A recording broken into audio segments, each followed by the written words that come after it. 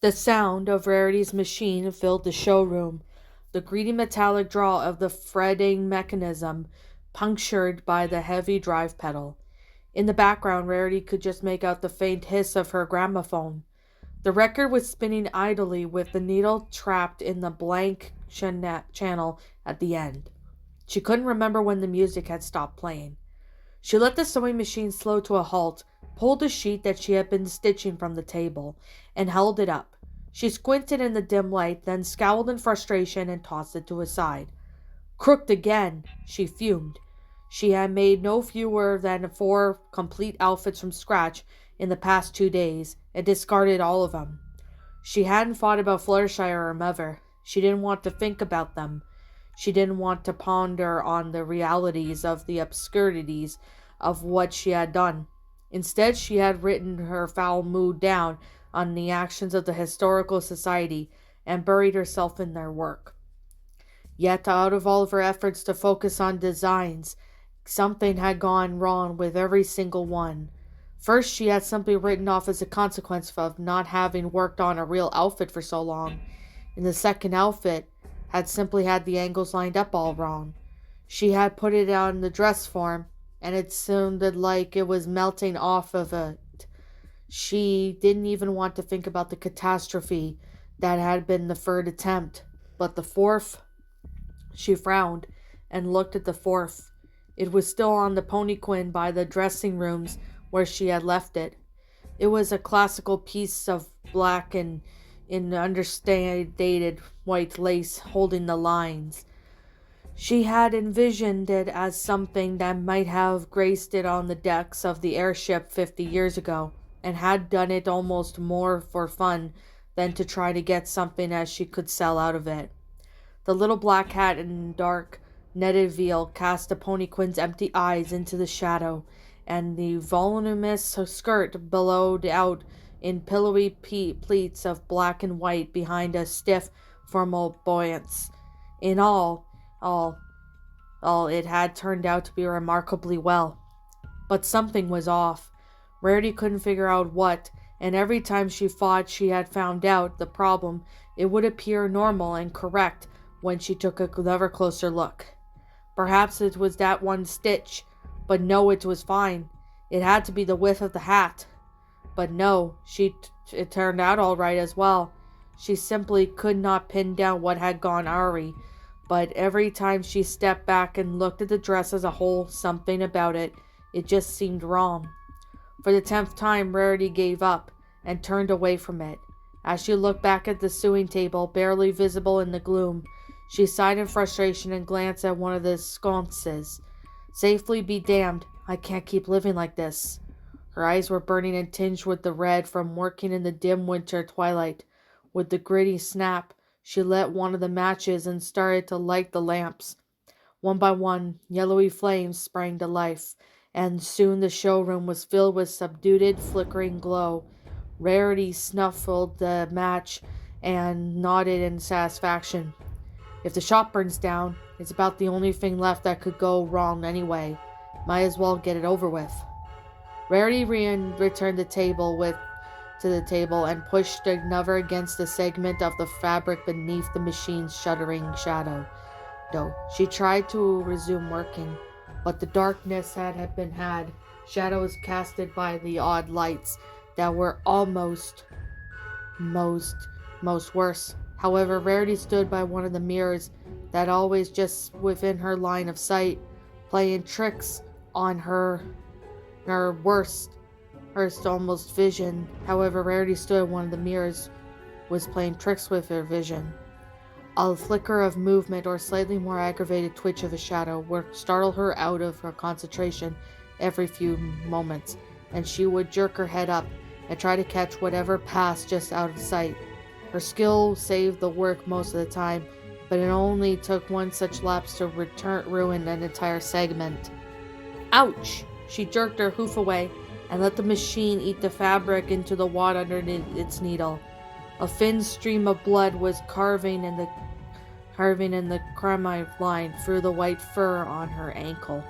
She had gotten distracted again and let her hoof wander too close to the jabbing silver tooth of the sewing machine. She sucked on the cut with a pained expression and tasted thick, coppery sweetness as she glared at the machine.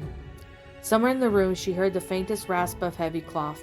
She looked it up and saw one of the wall hangings swaying just slightly, as if disturbed by the breeze. She blinked at it and it became still.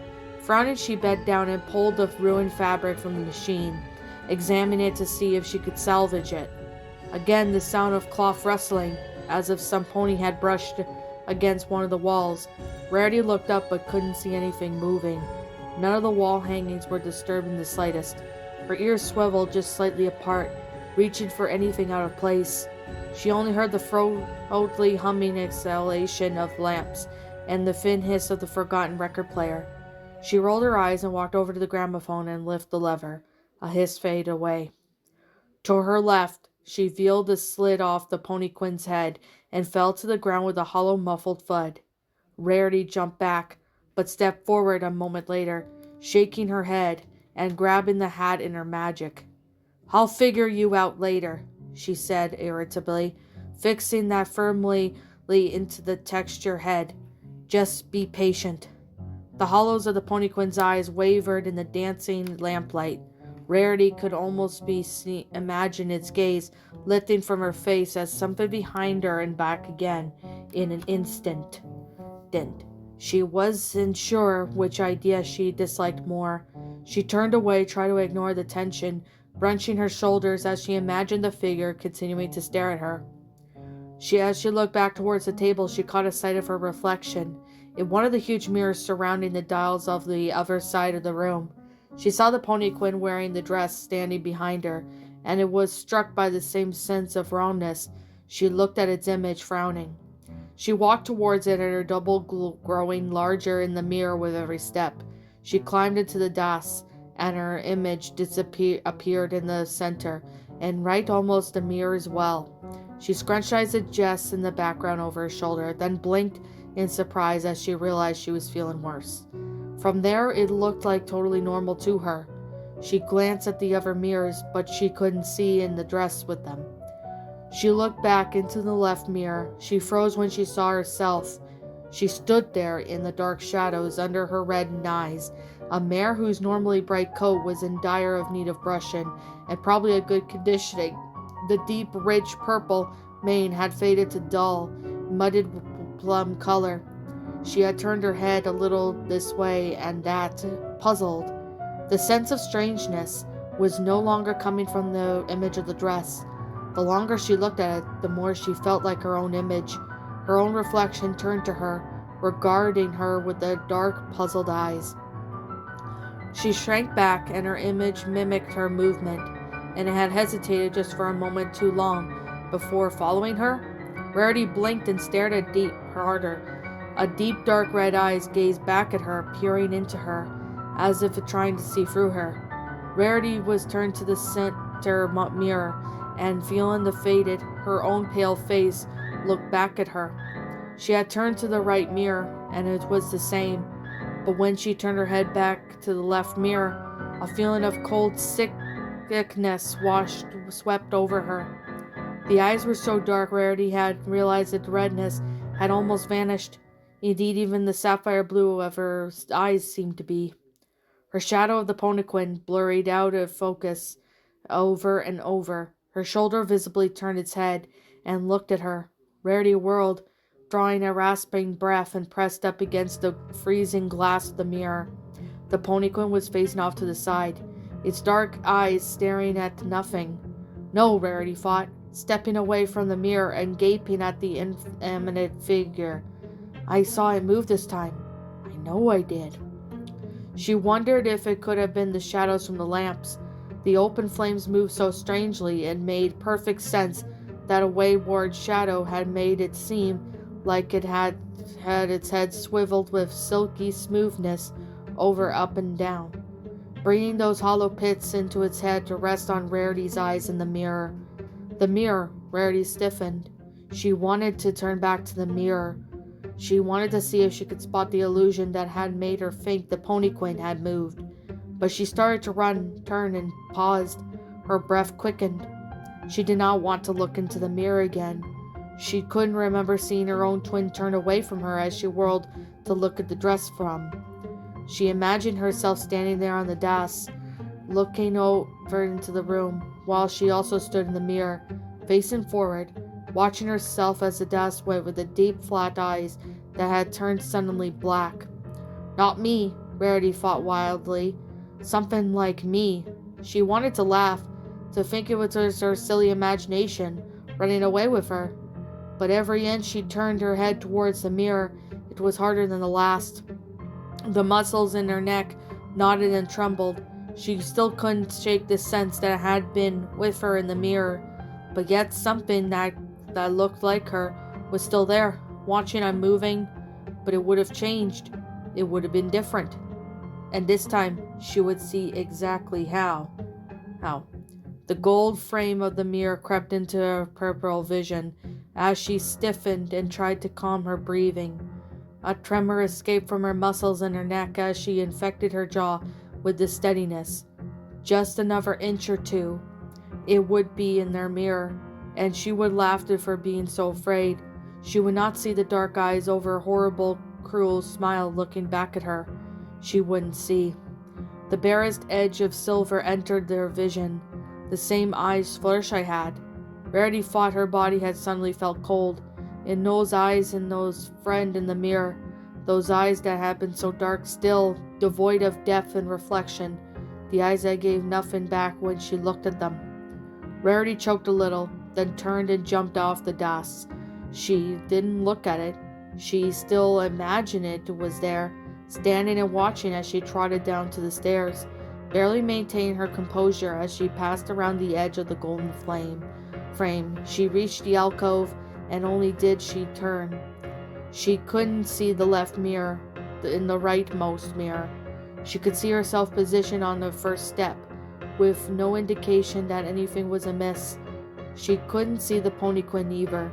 It was hidden at the either end of the room by the curtains that patroned in the dressing rooms. In one mental motion, she shut off all the lamps, plunging to the showroom into inky darkness. She trotted up to the stairs, bypassing the bathroom entirely. She couldn't stand the idea of facing the huge gray framed mirror aside. Certainly not long enough to remove her makeup. She could have left her face unwashed for one night. As she entered the upper chamber, Rarity turned and locked the bedroom door for the first time in her life, pulling the key from her lock as she headed towards the bed. She awoke with a faintly sweet, heavy scent clogging in her nostrils. She screwed up her face and snorted and pushed herself away from the pillows as she blinked in dazed confusion. Long bars of bright silver moonlight sprawled onto the floor far from the windows, filling the room with a cold radiance. Surfaces seemed to drift away and sway as she tried to clear the sleep from her eyes. It made her slightly sick as she was looking at something underwater. She walked sheepishly into the window and looked out. The sky was perfectly clear, a soft velvety black that arched over the landscape to meet the gentle curve on the horizon in a perfect seam. Below her, Ponyville lay down in vague, hazy shapes that reminded her of cottages.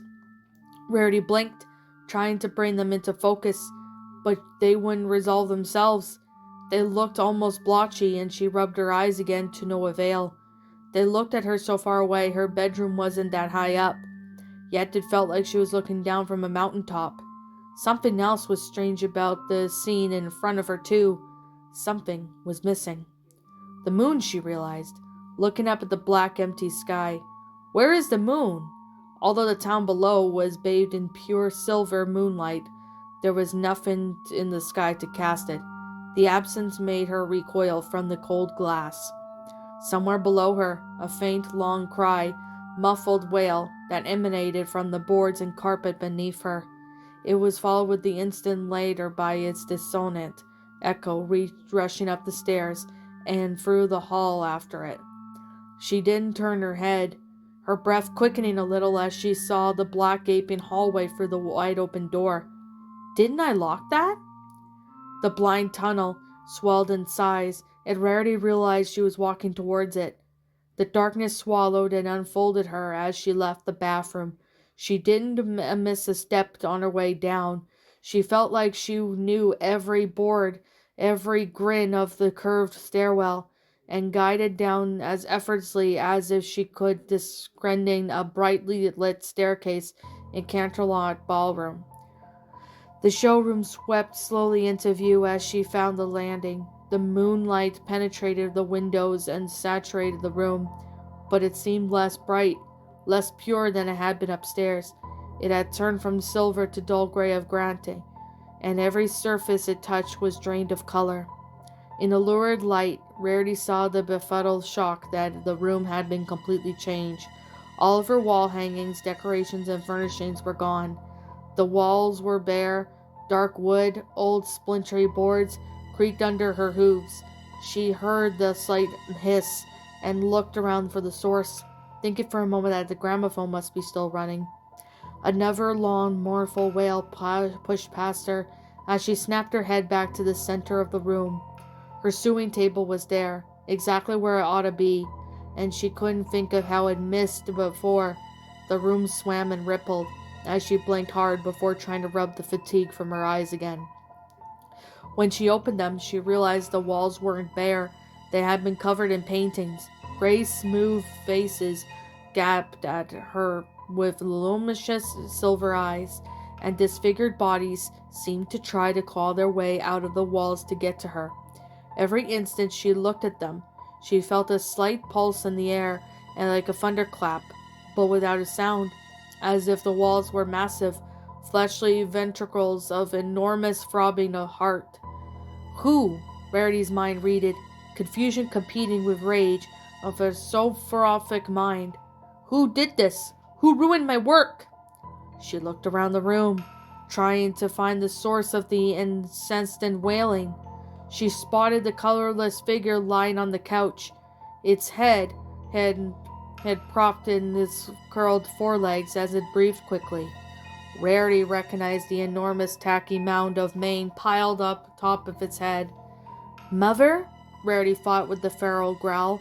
She stalked forward, ready to berate her mother for staying up late and undoing all of her hard work, when another cry struck her ears, causing her to stumble and look around angrily. She looked at the desk in the center of the room. She was startled to see a shapeless figure rolling and thrashing billowing limbs on top of it. She was sure that it had been nothing but an empty space there before, and it was only after a moment of bewildered terror that she had realized it was Sweetie Belle. Her sister lay next to the sewing machine, which stood poised over her like a skeletal vulture. It was she who was screaming, thrashing her tiny legs against the swaddling lendings as she filled the air with her cries. Rarity couldn't think. Everything about what she had seen cried out to her that it was wrong, but the wailing echoed from the painting landing walls, pummeled her ears. She ripped it through her skull. It drowned out any capacity that she had fought, leaving the room for only a shrieking frustration that quickly evolved into a burning fury. "Shut up!" Rarity demanded, in a trembling voice, spiny with hate and rising every word. "Why are you doing this? Why are you all trying to stop me? I'm trying to sleep. I'm trying to work. Why can't you all just go away?" She turned her head back and forth, looking around furiously. Her eyes on the mutilated and surreal figures in the paintings watched her. Her open mouth seemed to add Sweetie Belle's wails. "How can you sleep through this, Mother?" She approached Sweetie Belle and grasped the foal's legs with her magic, pinning her down and still and thrashing. Her screaming only increased. "Stop it! Stop it! Stop it!" she yelled. She couldn't think. Her vision was clouded with anguished rage. She saw her sister through a haze of thick ripples and running lines that pulsed like veins. An idea came to her, whispered in a voice that was unlike any she ever heard in her head before. The rage seemed to bleed away. A tiny, thin smile spread across Rarity's face. She plucked the needle from her sewing machine and levitated to her sister. Another glimmer of magic, and her sister's mouth was forced shut, finally stifling the unendurable screams into desperate pleading moans. "That's better," Rarity said, as candidly and primally as if were commenting the color of one thread. "There now, don't fret. Your sister knows how to fix this." With a simple, precise efficiency, the reattaching and a popped button, she ran the light blue thread in a perfect complement to her sister's mane, through the edges of the straining mouth, bending the gap and forming a perfect cross-stitch. "Almost done," she said, and the voice rang strangely in her ears. It barely sounded like her, but she needed to think about that. There were a few more gapes to be mended before everything would be finally perfect. A few moments later, she was done. She closed the last loop and bit off the head of the thread. The sounds finally stopped, and the near total silence descended into the shop. A few little grunts and feeble moans rose as the figure beneath her thrashed and spasmed with increasing violence. It then fell silent and convulsed, heaving its chest as if trying to push its lungs out from between its straining ribs and into the thick, stifling air. It shivered, twitched, and finally lay perfectly still. In that moment, Rarity was totally alone, and she relished a feeling of complete, through contentment. The air was pierced with a deafening, horrified shriek. Rarity's head whipped to the couch. Her mother leapt up, eyes alight and bloodshot with a mindless terror. She flew towards Rarity, shrieking a note befitting her banshee, as she raised a pair of scissors over her head. Rarity stumbled back, tripping and falling as her mother descended on her, the unbroken wail filling her ears. The last thing she saw before she closed her eyes and raised her legs in a feeble gesture of defense was the portrait of a pink mare, standing in front of the easel and mirror, her face twisted in a grotesque, gaping black roar of relenting and violent hatred as she glared down at Rarity. Rarity screamed. Then she only heard silence. Her breath came in lightning gaps as she waited for the assault that wasn't coming.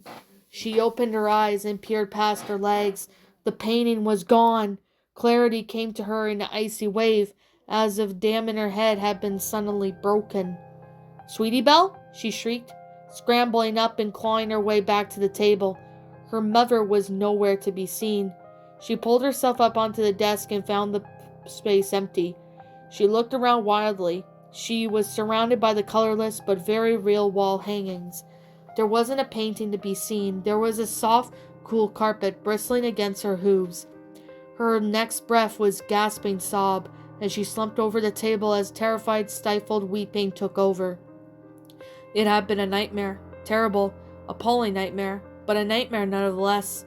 Sweetie Belle isn't dead, she told herself. Gratitude washing over her was increasing in waves each time she fought. I didn't hurt her. This is not real, not that. It didn't happen. She's fine. Mother won't hate me. She laughed a tiny, bitter chuckle at the absurdity of that last thought, opening her eyes and heaving a heavy sigh. A moment later, however, dread filled her like poison as she remembered the details of the dream.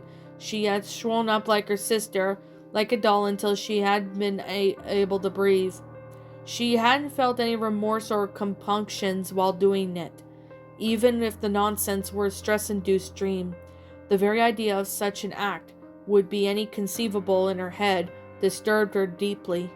I don't hate my sister," she told herself, hearing her pleading tone echo back to her. "I'd never hurt her.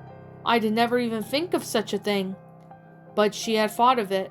The events of past 10 minutes were proof of the emptiness of her protects. And because of that, she felt as guilty and afraid that she actually done it. She pressed her hooves against her eyes and slowly tried to slow her heavy, panicked breathing. When she opened her eyes again, she looked around in confusion and was indeed downstairs in the showroom by her sewing table. Did I sleepwalk again? But the more she thought about it, the more she realized it didn't feel like a dream or even a nightmare. It had been vivid and precise, and she had felt fully awake the entire time. Only an anomaly was strange, muddled away with everything it looked. It was almost like how Fluttershy looked yesterday, she realized, and she drew within a thin gasp and felt as if she had swallowed a bucket of ice water. Everything had looked just a bit off, fuddled and stretched, like the figures in an oil painting where lines were never quite straight and the shapeless shapes never felt clearly identified. "It's okay, Rarity," she said. "You're stressed, you're upset, and your mind latched into everything that has been bothering you lately." But the words fell weak and pleading. Of the magnitude of what had just happened battered her mind. It was just one of those many things that had steadily been getting worse from the moment she had set her hoof in the old town hall. In the old Rolla gallery, the unbidden thought came to her mind as she frowned, and she thought back to what little she had managed to learn about the artist who had lived there before. "I wonder if she was like me at all," Rarity thought, looking sadly around the room, ambitious and confident, only to run into a wall at every turn. "I wonder how much work she'll put into this place before it bled her dry. That's certainly what it felt like it was doing to me." Rarity shook her head, wondering just how similar their lives would turn out to be. She would also fade quietly into the background, her work unappreciated and forgotten, just like Tula Rula. Had Tula started to buckle under the stress, endured the same nightmares, felt the same suffocating pressure of the hall as the old building dragged her into lonely obscurity? Rarity shivered as she imagined what kind of stress mind she would have to suffer to paint the kind of things she had been seeing in the basement and hanging on the walls of her vision. What terrified her more, however, was that she was beginning to understand them a bit more as her own stress escalated, and the things happening to her became increasingly frantic and impossible. "What if something more is happening?" she asked herself reluctantly. "What if something more than stress and a bad luck started to affect Tula Rula, and it's now starting to affect you?" "Don't be stupid," Rarity scolded herself out loud, the loudness of her voice startling her a little at the stillness of the night. Then more quietly, there had to be a concentrated answer to everything. "You're smart enough to figure that much out, aren't you?" Magic came into the instinctive answer. Rarity's brow furrowed as she considered it. It wasn't impossible that something else was indeed happening to her. Something beyond stress and fatigue and bad luck. It was known that there were oddities, strange occurrences that came and went in Equestria, the ripples of magic that produced unexplainable and predictable effects. They were rare, never fully understood, and almost confusing of all, usually fleeting, but they were known to happen, and she had somehow stumbled into one of those bizarre currents that was affecting her strongly. Then her list of priorities was probably about to get a lot longer. "It doesn't make sense, though. I should have been able to tell if there was a powerful magic nearby the moment I walked into the door." She screwed up in her eyes in concentration and listened in her mind, reaching out for the gentle, ethereal currents of power that Sufis used as everything around her. The only thing she felt was stillness, though there wasn't even the faintest echo of a spell or anomaly, not that she could detect at any rate. Although that horrible feeling I had in the mirrors earlier. Silver. There was no known material then to any pony kind that was more receptive to a magical energy, and the number of applications unicorns had found for mirrors and spellcrafts were endless. It didn't seem far-fetched that many of the mirrors scattered throughout the room might be drawing in a power too subtle for her to detect, serving as frolic and projecting out of the uncontrolled bursts. Odd things were happening even before I brought the mirrors in. They couldn't be the issue, but it is possible that they're exasperating it. She didn't need to hope it was possible. It was just enough of the possibility she could even investigate. A promise of an explanation and perhaps even a solution. It was something she could act on. She suddenly felt calmer, and the intensity of the vision had finally faded a little, and her body ached as she ran a marathon, and her bed was calling to her. But as she looked down at the table in her sewing machine, She saw that she had been left a parting jab, that needle and machine had been pulled out, and several feet of pale blue thread had been unspooled and distracted and discarded in many messy tangle on the table's surface. What's up, my pretties? It's the Lion Queen here. I want to appreciate you all for tuning into this video, and I do appreciate you guys supporting my video by giving this video likes and stuff. If you really enjoyed this video, be sure to leave a like, comment and subscribe if you're new, ring the bell for notifications to when I upload so that way you guys will get updated for whenever I upload. If you want to follow me on Twitter or DeviantArt, feel free to leave a follow on those if you are interested in following me on those socials. If you want to support my backup channel, known as Miss Dark Shigo, feel free to subscribe to it, as a link to that will also be in the About page section. And with that being said, and that being the case, thank you so much for watching, my pretties, and as always, please stay pretty.